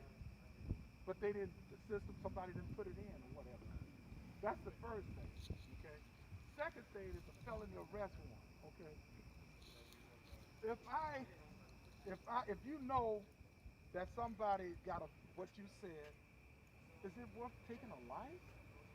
Oh, absolutely. Okay, a felony means that anything, if I know my law or something, I've been, I think it's over $600 is money, fines is a felony, and then anything that's blood or misdemeanor, like sort of violent or something, they throw it up to a felony or something like that. It's not much. But a felony, is it a death sentence?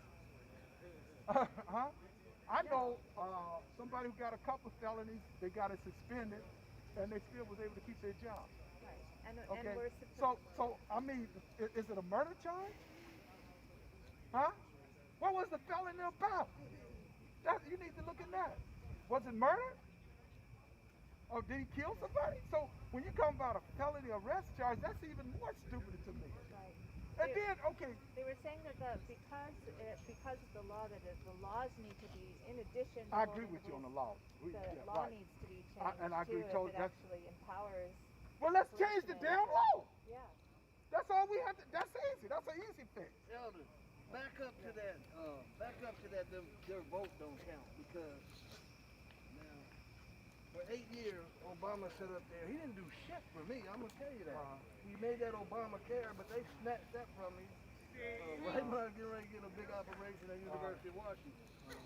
So I sympathize with him when they say my vote don't count. He sat up there for 8 years. He didn't do nothing for black people. I'm glad you brought that up. Okay, he didn't do nothing, but at the same time, by him being in office, in history, made a difference. Believe me, he couldn't do nothing because everybody damn near voted against him. The damn Senate was controlled by the Republicans. So he couldn't do nothing. Every time his hands was tied. Yeah, he could have took his executive privileges. He did every time he could.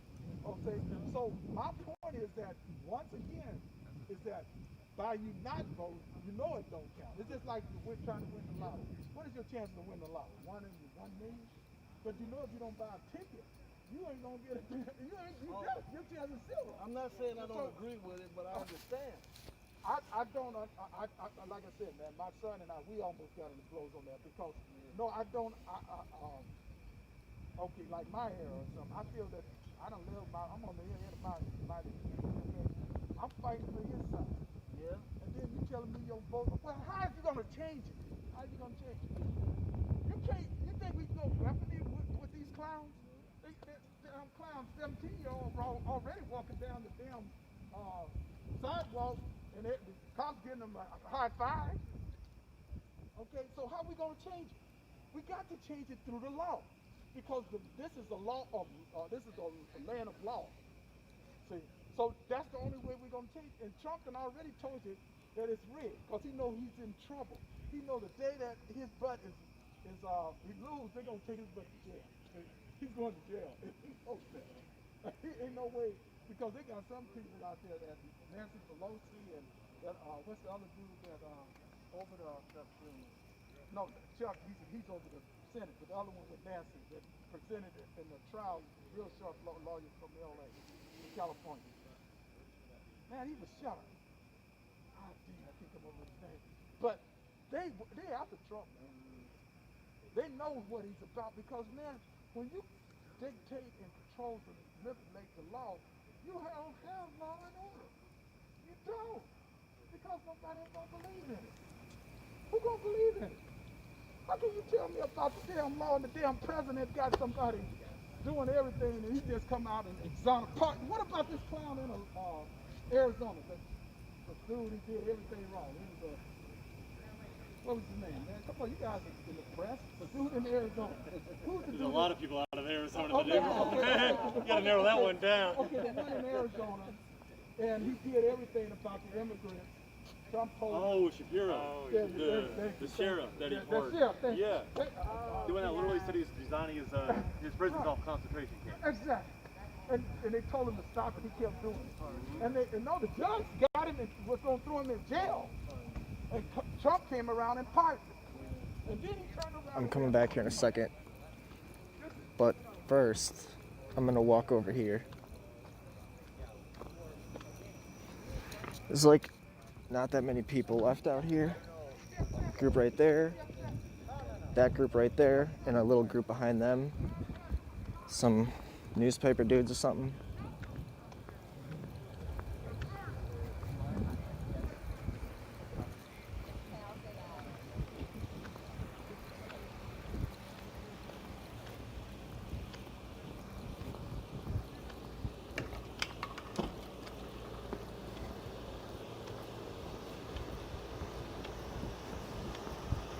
TBC, yes it is.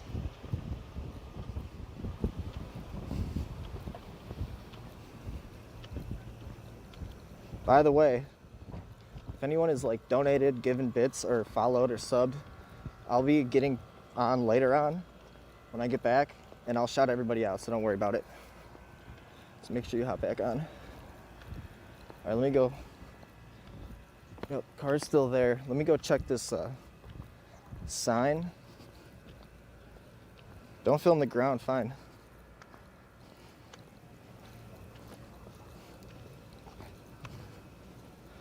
We're gonna go check this parking sign and see if it's cool if I can stay parked here. Again, not trying to get towed. But yeah, that guy's talking like a block right there, so I will be going back there momentarily. Gonna take a drink of my water too. Since my shit, I put it away. Yeah, I'm not gonna dox myself, that's why I was filming the ground.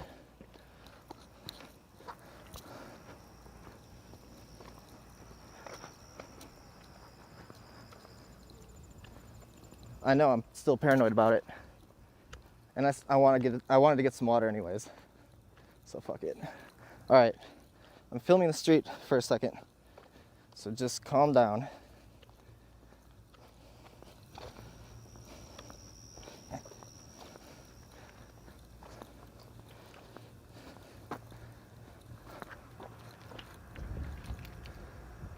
Two-hour parking, 8 to 6 p.m. Monday through Saturday, except holidays.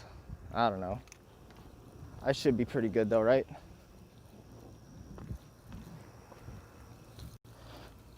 There's no way these fools are gonna tow me.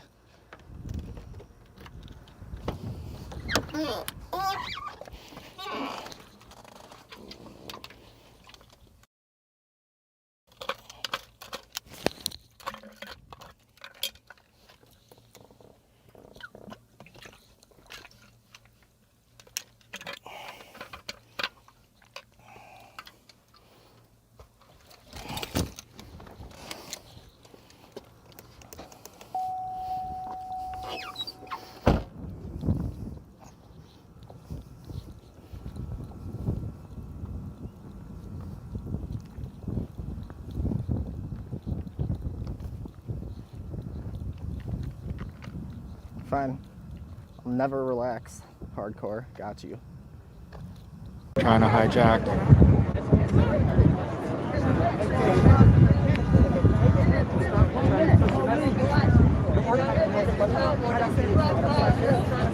They asked you to start. Where did you come from? I don't know.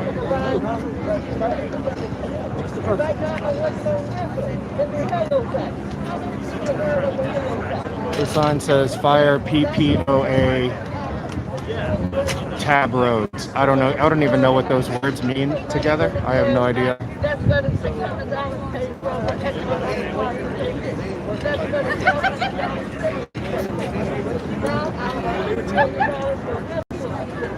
I have money for 4 days. Most people don't know what to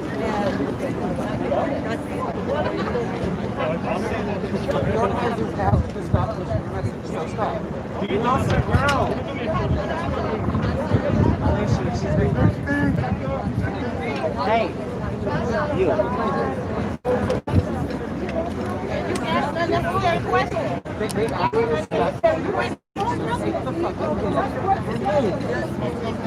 Holy fuck! I didn't even realize what's going on here. I think this is Jackie.